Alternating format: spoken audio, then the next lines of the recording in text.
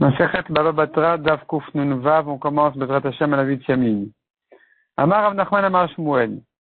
Bodkin, on vérifie un enfant pour voir s'il a les simanim, que c'est un gadol déjà, qu'il est déjà adulte, et donc on le vérifie physiquement, est-ce qu'il a déjà amené les simanim, pour toutes les halachot suivantes. Premièrement, les kiddushin. Il a donné des kiddushin à une fille, il faut voir si pour craindre son mariage, il faut voir si il est gadol ou pas. Donc même s'il a déjà 13 ans, et la fille elle a déjà 12 ans, on ne peut pas les considérer comme des gdolim, comme des adultes, avant de vérifier. Donc on ne peut pas être certain qu'ils sont mariés avant de vérifier le siman. Les gerushin, de même pour le divorce, il faut vérifier. Ou le khalitza, de même pour faire khalitza, il faut voir qu'il est adulte. Ou le meunin, pour le mioun, là c'est le contraire, c'est une fille qui s'est mariée midei rabanan. Son mariage, il est midei rabanan, c'est une petite fille qui était mariée par son frère, par sa mère, et elle veut refuser son mari et s'en aller. Il faut vérifier qu'elle n'est pas adulte. Venimkor benirse aviv, ad sheben esrim, pour vendre les biens de son père jusqu'à l'âge de 20 ans.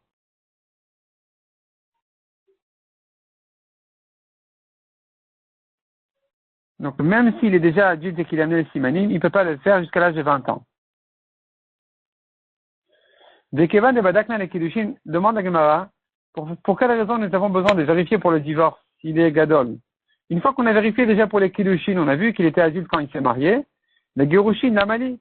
Donc ici, quand il vient divorcer, en principe, le divorce, il vient après le mariage et pas avant. Et donc, à quoi c'est ça de le revérifier pour le divorcer?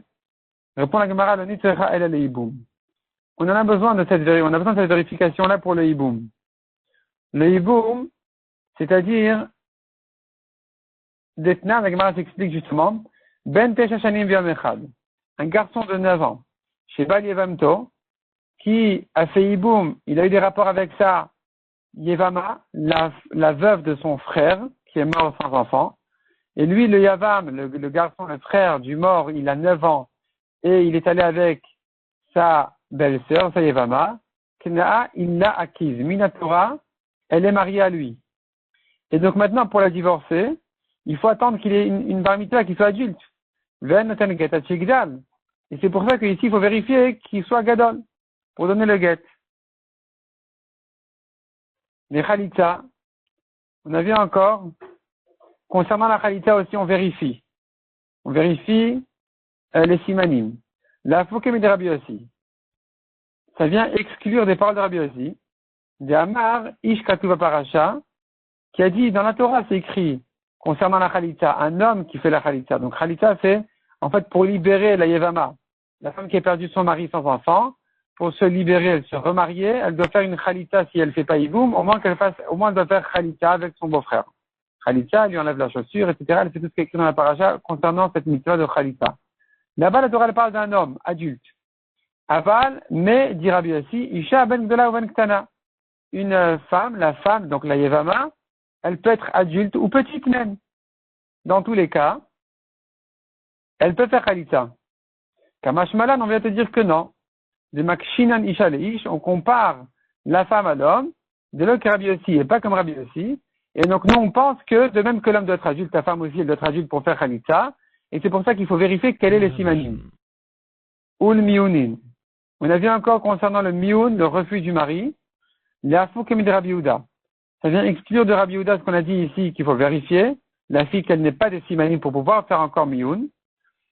Ça vient exclure de Rabbi Yehuda qui a dit que même si elle a déjà des simanim petits, elle peut encore faire mioun tant que elle n'est pas plus majeure que ça.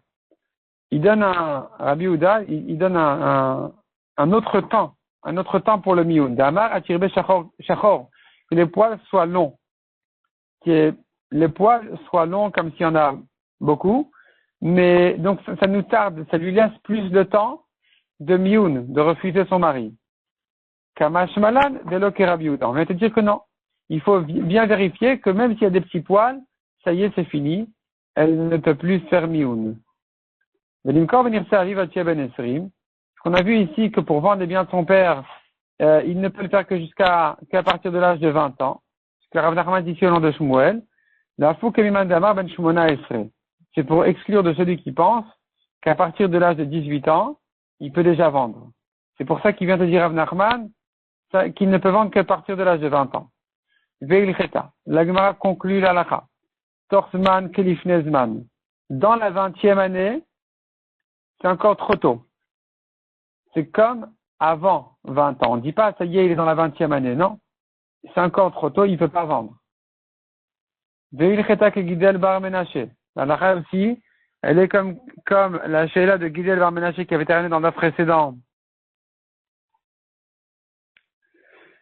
Concernant un enfant, à la base c'était une fille qui s'y connaît dans le commerce et qui a le sens, elle peut vendre les biens de son père, donc l'héritage de son père, même avant 20 ans. Veil cheta ke marzutra. La halakha aussi, elle est comme Marzutra qui avait dit dans le précédent que il peut témoigner à partir de 13 ans sur des métaltélines, mais pas sur des terrains. Veil cheta ke amimar. La halakha aussi, elle est comme amimar, qui a dit qu'un enfant à partir de 13 ans, un garçon à partir de 13 ans, même s'il n'a pas le sens du commerce, s'il a donné les biens de son père, c'est bon. Comme on a vu, en haut de ce DAF ici, donc à la fin du DAF précédent, ça se terminait ici en haut, que les Chachamim ont fait une takana qui puisse vendre, il peut vendre. Même s'il ne peut pas vendre, il peut donner. Donc ça, c'est il cheta kamima. Il cheta Rav Nachman amar Shmuel bekoulou. Et enfin, la halakha est comme Rav Nachman au nom de Shmuel, dans toute la halachot qu'il a citée ici, concernant la vérification des simanim, où il avait dit qu'il faut vérifier pour les kiddushin, pour le get, pour la chalitza, pour le miyun, toute ça halachot, là on avait expliqué quel était le chidush de Rav Nachman, la halakha est comme lui. Mishnah suivante, Amechalek Nechasav Alpiv. Celui qui distribue ses biens à l'oral. Rabbi Elazar Omer, Echad Bari Echad Mesukan, aussi bien s'il est en bonne santé que s'il est vraiment malade, Nechasim Sheshen Achayut, selon Rabbi Elazar, rien ne peut se donner à l'oral. Donc des terrains, on appelle ça des biens qui ont une garantie, donc des terrains, il faut faire un vrai kinyan. Niknin Bekesef ou Bishar Bechazaka. Il s'acquiert par un kinyan d'argent ou de shtar ou de chazaka, Beshen Anachayut, ou bien mais des objets, des affaires, des biens mobiles, En Niknin El Ademshicha, ne s'acquiert qu'en les prenant. Donc il faut un vrai kinyan, le kinyan habituel. On tourne la page, Amrou les Chachamim ont objecté Rabbi Elazar, et ils lui ont dit, Maaseh be'iman shel bnei rochel. Donc ils lui ont dit, voilà que la mère des fils de l'épicier, ou bien c'est son nom. Rashba me dit Shem Aviel. Leur père, il s'appelait Rochel. Et leur mère de ces héritiers-là, de ces enfants, elle était malade. Shaita Chola. Ve'amra, pas forcément des héritiers. Ils seront héritiers maintenant parce qu'elle va mourir. Donc elle était malade. Ve'amra, elle a dit, c'est nous kevinti lebiti. Donnez à ma fille mon bijou. Et Bishna Matsar Mané, qui vaut 12 manées. Donc ça coûte très cher. Et elle n'a pas fait de kinyan. Ou Meta, elle est morte. Les Kimouet Varia, les Rachamim ont accompli ces paroles, ils ont donné à la fille. Donc tu vois, ils ont donné à la fille, donc tu vois ici, que par la parole, à l'oral, c'est suffisant. Amar Hélène, il leur a dit, Bnei Rochel tikberem iman. Amar Hélène, il leur a répondu, Bnei Rochel tikberem iman. Les fils de Rochel, que leur mère les enterre. Ils les ont maudits, les Rachamim, les fils de Rochel. Et donc, en fait, c'était une manière de dire, Rabbi Elazar les a maudits. C'était une manière de dire, ils ne méritaient pas leur héritage, c'est pour ça qu'on l'a donné à la fille. C'est-à-dire comme ça, en principe, ça ne peut pas se passer à l'oral. À l'oral, même un malade ne peut pas donner ses biens à l'oral. Mais ici, exceptionnellement, dans ton histoire, que toi, tu ramènes, pardon, Rabbi Elazar, il dit au Chachamim, en principe, on ne peut pas donner à l'oral, il faut faire un kinyan. Dans votre histoire que vous avez ramené des Bnei Rochel, c'était exceptionnel, parce que là-bas, les garçons, il fallait les punir, leur faire un kinyan, ne pas leur donner l'héritage de leur père. C'est pour ça que les Chachamim ont accompli la parole de la mère. Tanya, Amar Len Rabbi Eliezer, les Chachamim. Rabbi Eliezer, il a dit au Chachamim, il faut corriger ici Rabbi Elazar. Donc Rabbi Elazar, toujours de la Mishnah, c'est Rabbi Elazar ben Shamoua. Pas Rabbi Elazar, le fils de Rabbi Shimon Bar Yochai. Amar Len Rabbi Elazar, les Chachamim. Maaseh beMeron Echad. Donc il raconte l'histoire de un Meroni, un homme de Méron. Shaya Yerushalayim, il s'est trouvé à Yerushalayim. Il avait beaucoup de biens mobiles. Ou Bikash Itnam Matana, il voulait les donner en cadeau. Il voulait les distribuer. Amroulo, les Chachamim lui ont dit, Enem Takana, tu n'as pas de solution pour les acquérir à celui à qui tu veux les donner. Cheknelem Algav Karka. Jusqu'à ce que tu fasses un kinyan Agav Karka. C'est-à-dire que ils vont acquérir un terrain, et en même temps qu'ils acquièrent le terrain, ils peuvent acquérir les biens que tu leur as donnés. Puisque les biens ne sont pas sur toi, et qu'ils ne peuvent pas les prendre ici, ils sont loin. Pour les acquérir de loin, il faut faire un kinyan de Agav Karka, en même temps qu'un terrain.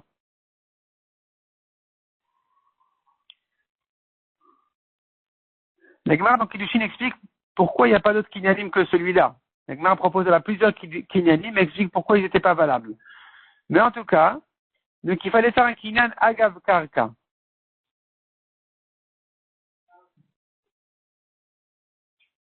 Halach velakach bet sela echad. Il est allé et il a acheté un petit terrain, Samouk d'Yerushalayim, à côté de Yerushalayim, Vamar, il a dit comme ça. Fono le ploni, veimo me'atzon me'achaviot. Le nord de cette petite terre-là, elle est pour mon ami un tel, et en même temps que ce petit terrain-là, ce tout petit terrain, il acquiert en même temps que ça, 100 moutons et 100 tonneaux de vin, ou d'huile.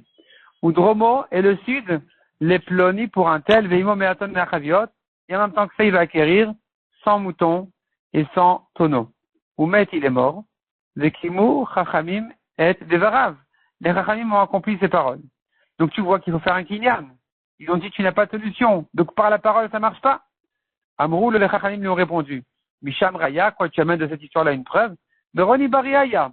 Ce Meroni en question, il était en bonne santé quand ça s'est passé. Il est mort après, c'est vrai. Mais quand il a fait ça, il n'était pas malade. S'il était malade, on lui aurait facilité le travail, on lui aurait dit tu peux par ta parole distribuer tes biens. Mais là, il n'était pas malade. Et comme il était en bonne santé, il fallait faire un vrai kinyan. Amar Len, Rabbi Elazar a dit au Chachamim, vous amenez une preuve de Bnei Rochel, que les Chachamim ont écouté la parole de leur mère. Bnei Rochel tikberen iman, que leur mère les enterre, ils méritaient rien cela. Demande à Gemara Maïta Makalait Leo, pourquoi les a maudits? Amar Avidam Shmuel Mekaime Kotzim Makerem Ayou. Parce que ils laissaient dans leur vigne des épines, des espèces de plantes d'épines, et Rabbi Elazar l'était amé, Rabbi Elazar ici son opinion, qui pense que c'est un problème de Kilaïm. L'Etnan, Amekayem Kotim Bakerem, celui qui laisse pousser les épines dans sa vigne, Rabbi Elazar Omer Kidesh, il a interdit les raisins. Ça s'appelle mélange d'espèces. Et donc il méritait cette malédiction. Chachamim Omrim Lo Kidesh, mais Chachamim disent non, ça n'interdit pas les raisins, ça s'appelle pas un mélange d'espèces, et là d'abord j'ai Kamo Mekamin. Il faut que ce soit une plante importante, un légume ou quoi qui soit important, que on a un intérêt de le laisser dans la vigne, et que là, il peut interdire les raisins. Mais si c'est quoi? C'est rien, c'est des ronces, c'est des épines, il n'y a pas de problème.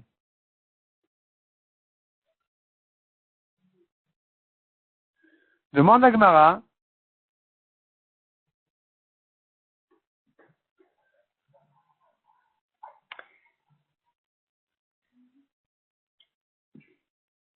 Il y a ici une correction du bar qui efface les mots suivants. Donc, Bishlama Karkom Chazi la Kotim et Maïchazé. En fait, la Gemara se demande à quoi ça sert ces Kotim en question. Amar Rabbi Chanina Maïtam ad Rabbi Elazar. Donc, ça c'est effacé. Amar Rabbi Chanina Maïtam ad Rabbi Elazar. Quelle est la raison de Rabbi Elazar qui interdit ce mélange de Kotim dans la vigne? Quelle importance ils ont? Sheken Be'arvia Mekaimin Kotim Besadot Ligmalen. Les Arabes, il y a des endroits où ils font pousser, ils laissent pousser ces cotines-là dans leur champ pour les donner à leurs chameaux, donc ça leur donne de l'importance.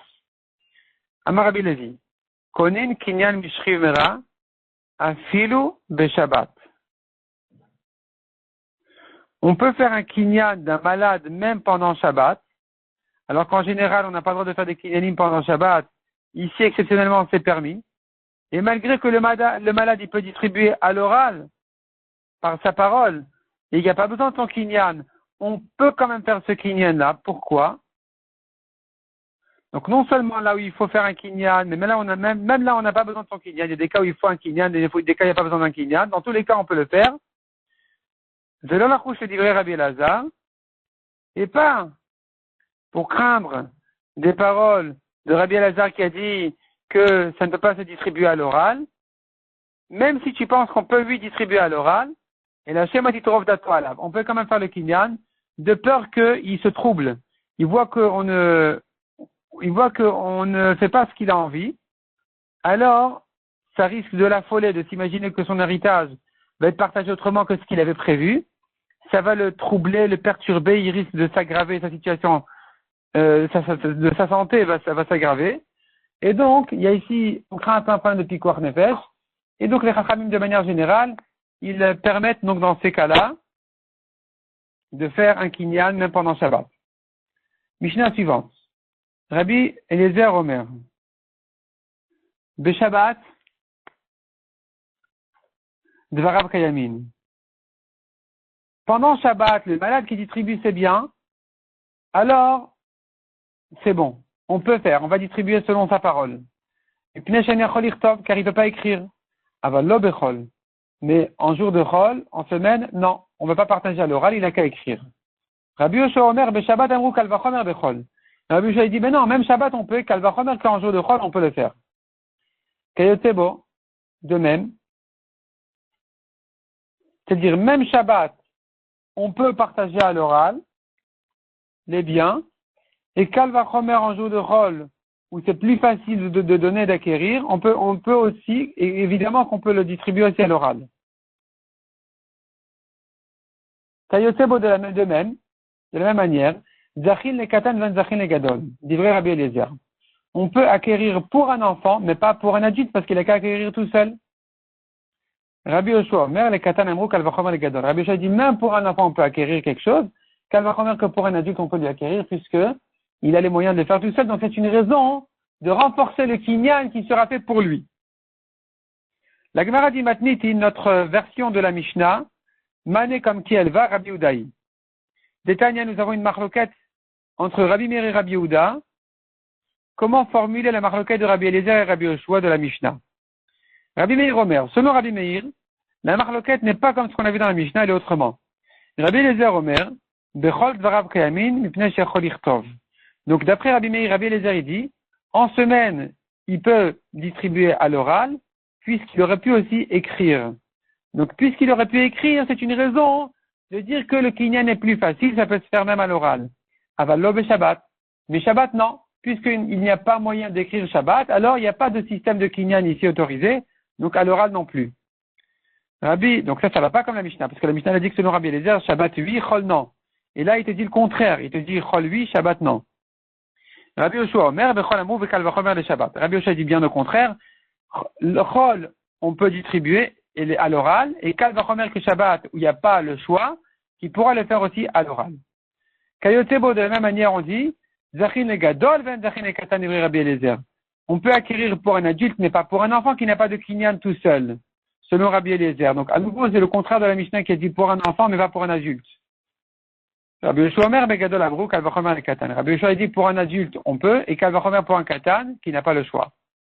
Ça, c'est donc pas la version de la Mishnah. Rabbi Meir ne va pas comme la Mishnah. Par contre, notre Mishnah va comme Rabbi Yehuda. Rabbi Yehuda Omer, Rabbi Eliezer Omer Beshabbat Dvarav Kayamin. Rabbi Eliezer est celui qui dit, Rabbi Eliezer il dit au contraire, Shabbat, on peut distribuer à l'oral. Parce qu'il n'a pas le choix. Avalo Bechol, mais Chol où il a le choix, il a qu'à écrire. Rabbi Yoshua Omer Beshabbat Amrou Kal Vachomer Bechol. Rabbi Yoshua dit même Shabbat, où il n'y a pas le choix, même Shabbat, on peut distribuer à l'oral. Malgré qu'il n'y a pas d'autres kinyan, malgré qu'il n'y a pas un kinyan normal qui puisse se faire, et Kalvachomer Chol où un kinyan normal peut se faire, Kalvachomer qu'on peut distribuer à l'oral. Kayotebo, dans le même principe aussi, on retrouve la même marloquette, selon Rabbi Yehuda. Donc, Zachin et Katan, Zachin et Gadol. Rabbi Eliezer. Tu peux acquérir pour un enfant, mais pas pour un adulte, parce que l'adulte, il a qu'à acquérir tout seul. Comme dans la Mishnah. Ça c'est Rabbi Eliezer. Rabbi Yoshua Omer, les Katan Amrou, Kalvachomer, les Gadol. Rabbi Yoshua dit, pour un enfant, on peut acquérir, et Kalvachomer que pour un adulte, on peut acquérir parce que lui, il a un kinyan de lui-même. Donc, c'est facile à lui faire un kinyan. Tandis qu'un enfant, il n'a pas de kinyan de lui-même. Et quand même, tu as réussi à lui faire un kinyan. Donc, si tu peux faire pour un enfant, Kalvachomer que tu peux faire pour un adulte.